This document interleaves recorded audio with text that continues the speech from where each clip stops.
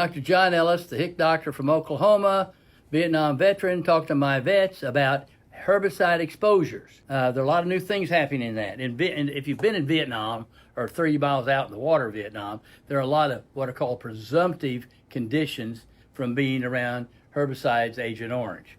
For instance, Vietnam veterans, you get diabetes mellitus, type 2 for the old age, heart disease, ischemic heart disease, Parkinsonism, neuropathy, prostate cancer, respiratory cancers, and a lot of leukemia type things. That's presumptive. You don't have to be at Vietnam if you've had herbicide exposures. There are a lot of places in the United States and in overseas, a lot of bases that have herbicide exposures, okay? Now, hypothyroidism, about everybody at age 60 gets hypothyroid. Hypothyroid is a tough diagnosis to make. So if you've been diagnosed with hypothyroidism, you're a veteran, you've been around herbicides, file a claim. If you've not been diagnosed, rather than going to spend the money to do all that, come in if you've had weight gain, if you're cold intolerant, you like the thermometer different than other people, if you're a little fuzzy in your thinking, those are presumptions for hypothyroidism, not a pure diagnosis, but it can be probable. And then you go to the VA and they do what's called a compensation and pension plan, a C&P exam. They'll do the lab test for you.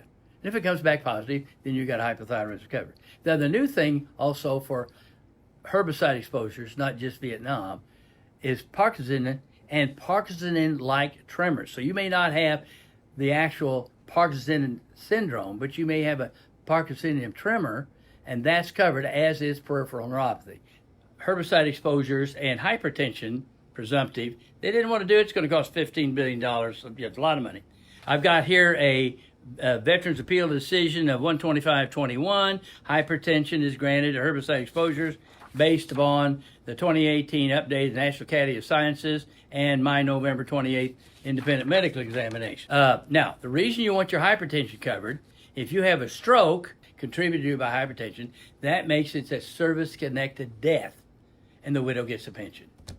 Write me a letter, I'll write a letter and show how that linked to the death and the widow gets a pension. So I know it's hard and reluctant for us vets to file claims, but do it because you're trying to take care of your family, not just yourself. And also, guys and gals, we have been paying taxes to take care of our vets. Let's take care of them. It just happens to be you. So come on in at ellisclinic.com, look up the VA section, make an appointment. We'll take care of you. It's easy. VA law is very fair. Unfortunately, many rating officers and doctors at VA don't know it, but the law is very fair. You may have to go to an oral hearing or appeal, but we'll take care of that too.